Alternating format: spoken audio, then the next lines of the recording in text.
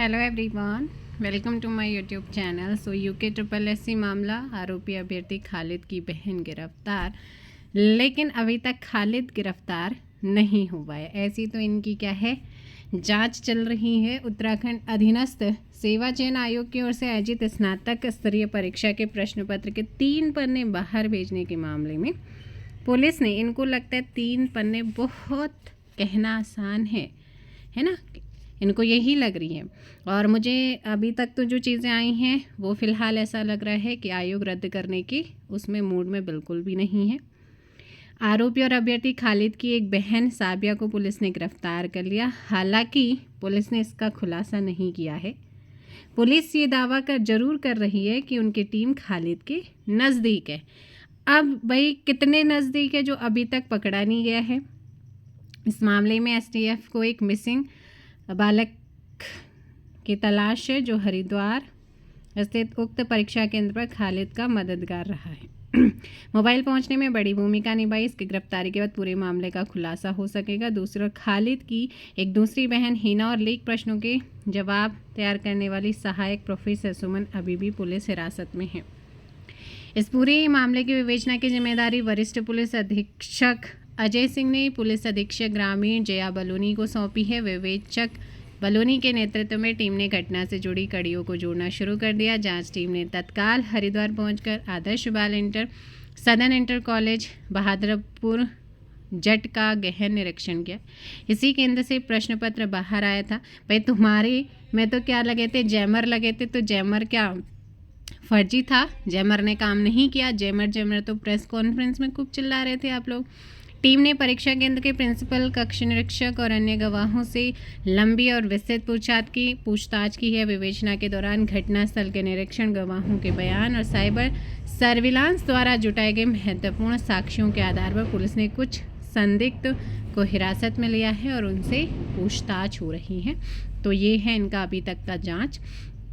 रद्द नहीं की जाएगी, स्नातक परीक्षा आयोग का कहना है। पेपर लीक के साये में आई स्नातक परीक्षा स्तर पर अधीनस्थ सेवा चयन आयोग ने अपना रुख साफ कर दिया। आयोग का कहना है कि चूंकि मामला एक परीक्षा केंद्र पर एक छात्र से जुड़ा है, भाई क्या ही बोले इनको, खैर, इसलिए पेपर लीक नहीं हुआ, लिहाजा परीक्षा रद्द नहीं होगी। चेयरमैन साहब, आपको तो अपने पद से सबसे पहले इस्तीफा देना चाहिए और आप पर भी कार्रवाई होनी चाहिए। परीक्षा रद्द नहीं होगी। आयोग सचिव डॉक्टर शिव कुमार बरनवाल का कहना है कि एक छात्र विशेष का मामला है। प्रदेश में 445 केंद्रों पर परीक्षा हुई है। इस केंद्र के अलावा अन्य कहीं से भी। तो बच्चों ने ये भी तो बताया है कि कहीं पर तुम्हारा जो टीचर है, एग्जामिनर है, वो फ़ोन में टाइम देख रहा है, तो फ़ोन तो अलाउ ही नहीं होता है। फ़ोन कैसे चला गया? कोई मामला नहीं, इसलिए परीक्षा रद्द नहीं होगी। आयोग जल्द ही परीक्षा के उत्तर कुंजी जारी करेगा, आंसर की जारी करेगा। आरोपी छात्र का रिजल्ट जारी नहीं होगा, ठीक है। अधीनस्थ सेवा चयन आयोग पेपर बाहर भेजने के आरोपी छात्र खालिद का परिणाम जारी नहीं करेगा। आयोग सचिव डॉक्टर बनवाल ने बताया कि नियमों के तहत उक्त छात्र के खिलाफ डिबार जैसे सभी निर्णय लिए जाएंगे। भाई वो एक खालिद है, उसके पास वो आया कहाँ से? उसकी इतनी हिम्मत हो गई कि वो परीक्षा पेपर दे रहा है और वहाँ से पेपर लीक भी कर रहा है और आंसर की बनवाने के बाद आंसर की उसके पास पहुँच भी नहीं। तो ऐसे तो न जाने कितने खालिद होंगे, तो सबको पकड़ो। ये तो एक खालिद का मामला है जो भी वो प्रोफेसर हैं उन्होंने यहाँ पर इनको दे दिया। दूसरी, आपने उनकी भी गोपनीयता बनाए नहीं रखी है। खालिद के मकान की बिजली काटी। भाई खालिद के मकान की बिजली मत काटो, जो बड़े खालिद बैठे हुए हो ना, उनकी बिजली काटो, उनके घर में बुलडोजर चलाओ और उनकी जो ब्लैक मनी है उसको बाहर निकाल के तब दिखाओ, तब मानेंगे। इस मामले में सुल्तानपुर कस्बे के खालिद मालिक का नाम सामने आने के बाद सोमवार रात्रि करीब 7 बजे प्रशासनिक पुलिस टीम ने उसके घर का विद्युत कनेक्शन काट दिया। ये कोई कार्रवाई नहीं होती है, ये कोई इंसाफ नहीं होता, ये तो हर बार चलता रहता है। इस कार्रवाई में नगर पंचायत, सुल्तानपुर विद्युत विभाग और पुलिस बल की संयुक्त टीम शामिल थी। सूत्रों के अनुसार रविवार देहरादून में एसटीएफ सुल्तानपुर पहुंची। इस दौरान खालिद नहीं मिला तो उस टीम उसके परिजन को साथ लेके गई। इसके बाद सोमवार को विद्युत कनेक्शन। माई सिटी पेज तो यहाँ पर देखा है कि बेरोजगारों ने धरना दिया, कांग्रेस ने जलाया सरकार का पुतला, बाकी ये सारी चीज़ें हैं। तो मेन तो वही है कि जैमर कहाँ गए इनकी? जैमर तो फेल हो गए, है ना। जैमर तो लगे थे लेकिन काम के नहीं। ज़्यादा अधिकतर केंद्रों पर 4G नेटवर्क रोकने वाले जैमर थे, 5G वाले नहीं थे। तो यहाँ पर है कि ऐसे समझे नेटवर्क और जैमर। 4G नेटवर्क आमतौर पर 700 मेगाहर्ट्ज़, 1800 मेगाहर्ट्ज़, 2300 मेगाहर्ट्ज़ बैंड पर काम करता है। 5G नेटवर्क इससे कहीं ज़्यादा ऊंची फ्रिक्वेंसी बैंड जैसे 3300 मेगाहर्ट्ज़ से 3500 मेगाहर्ट्ज़ MM वेब 2424 गीगाहर्ट्ज़ तक पर काम करता है। जैसा जैमर एक तय फ्रिक्वेंसी रेंज को ही जाम करता है, लिहाजा यह 5G नेटवर्क को जाम नहीं कर सकता। अब यहाँ पर आयोग के सचिव डॉक्टर शिव कुमार बर्नवाल का कहना है कि उनके पर्यवेक्षक ने मौखिक तौर पर परीक्षा केंद्र के कक्ष 22 में जैमर न चलने की शिकायत की। सोमवार को जब उनकी रिपोर्ट आई तो उसमें कक्षा 9 में जैमर के काम न करने की बात सामने। उन्होंने बताया कि मामले की जांच की जा रही है। यह तो तय है कि जिस कक्ष से पेपर बाहर है वहां जैमर काम नहीं कर। अब तो आप बोलोगे, आयोग ने इस संबंध में ECIL को पत्र भेजा है।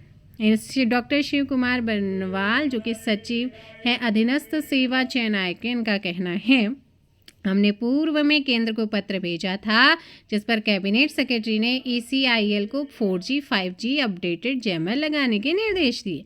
हमारे अधिकतर परीक्षा केंद्र पर 4G जैमर लगे थे, कुछ पर 5G जैमर लगे थे। जहाँ परीक्षा का पेपर बाहर आया वहाँ जैमर काम नहीं कर रहा था, तो वहाँ जैमर काम नहीं कर रहा था, वहाँ जैमर काम नहीं कर, इसका मतलब वहाँ पर तुम्हें हर चीज़ की छूट दे रखी थी। यहाँ पर डिसाइडेड था कि भाई हाँ इसमें जैमर काम नहीं करेगा, यहाँ से चीज़ों को बाहर निकालना है। और ऐसे तो न जाने कितने सेंटर होंगे जहाँ से चीज़ें बाहर नहीं आई होंगी। बस आपसे युवा एक मांग कर रहा है कि भाई बच्चों को न्याय मिले। जो भी हुआ है, आपने परीक्षा की जो गरिमा है वो भंग कराई गई है, तो ऐसे में पेपर आपका रद्द होना चाहिए। ये आपका फ़र्ज बनता है कि बच्चों की सुने। वो स्टूडेंट जो आपके 12 से 15 घंटे लाइब्रेरी में है ना, इस समय उनका अपनी लाइफ जीनी है, वो क्या कर रहे हैं, एक नौकरी के लिए तरस रहे हैं। अपना खाना पीना सब कुछ त्याग करके लाइब्रेरी में अपनी नींद गंवाए बिना वो क्या कर रहे हैं, मेहनत कर रहे हैं। और एक दिन आपको पेपर कंडक्ट कराना होता है, उसमें भी आप उनकी पूरी मेहनत पर पानी फेर देते हैं।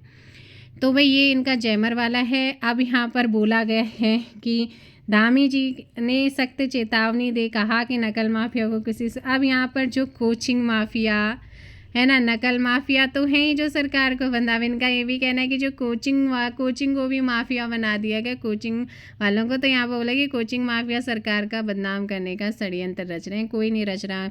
धामी जी, हमारी जो लड़ाई है, स्टूडेंट की जो लड़ाई है, छात्रों और टीचर्स की जो लड़ाई है, शिक्षकों की, वो सिर्फ सिस्टम के खिलाफ है। गवर्नमेंट आज आपकी है, कल किसी और की रहेगी, परसों किसी और की रहेगी। क्या गारंटी है कि भाई नेक्स्ट जो गवर्नमेंट आएगी वो भी यहाँ पर पेपर लीक। आपने ये सिस्टम ही खराब है, पहले से देखते हुए आ रहे हैं। जब किसी और की गवर्नमेंट थी, मैं किसी के पक्ष में नहीं बोलूँगी, कि जब पहले किसी और की गवर्नमेंट थी तब भी वहाँ नकल होती थी, आज इनकी आज भी नकल होती हैं, कल किसी और की होगी तब भी। जब तक सिस्टम में सुधार नहीं होगा तब तक चीज़ें पॉसिबल नहीं होंगी। ये लीक होता रहेगा। पहले खुलते नहीं थे मामले, आज युवा जागरूक हैं तो वो अपने हक की लड़ाई के लिए मैदान में उतरते हैं, तो आज मामले खुलते हैं। तो बस इतना सा, कोई राजनीति नहीं करनी है। बच्चों के कुछ सवाल हैं, जवाब उनको देना है। 1 महीने के अंदर, भले ही 15 दिन के अंदर आप दोबारा पेपर करवाइए, लेकिन दोबारा से कंडक्ट करवाना चाहिए आप लोगों को, है ना, क्योंकि आप मुखिया हैं। अगर आप समझदार मुखिया हैं तो बालकों की सुनो, और पेपर की गरिमा तो भंग हुई है, उसे कैंसिल करवाइए, रद्द करवाइए।